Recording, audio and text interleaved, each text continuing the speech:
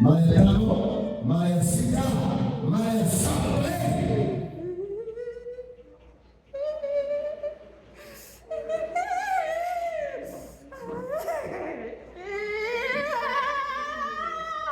Wewe mtu mwenyewe au unakufa hapa, unafia hapa na mali ya mtaisi, utakufa nje.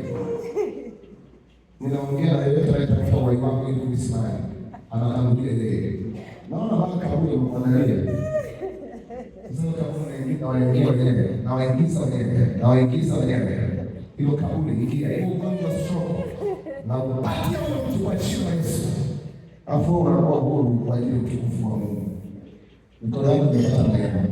Ninaondoa hiyo laana kwa jina la Yesu. Sogea mtu mwingine.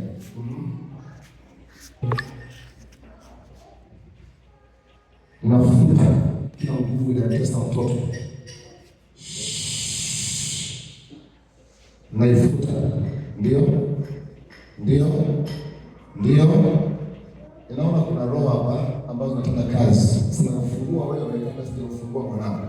Ona hiyo giza. Nipatie mafuta. Uchawi. Mimi nataka kuwa nimeshawakamata.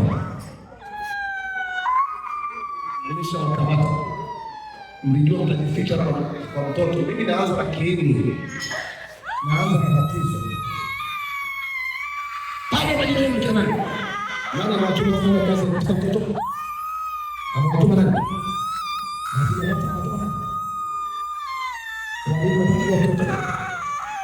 Kwa nini nataka kuwa mtoto?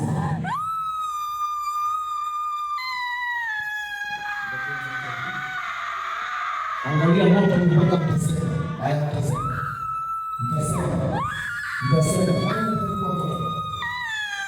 Naongeza kipigo. Mtasema haya mtasema. Kwa nini nataka kuua mtoto? Hawezi swali. Wewe unazunguka. Tulie. Angalia inawakamata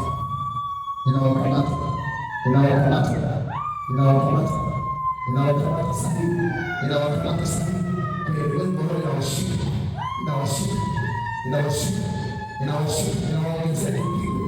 Inaongeza kipigo.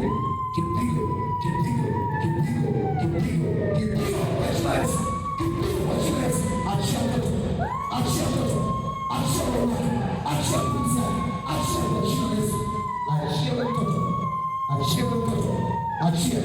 Ndio kama kifuani kwa mtoto achia.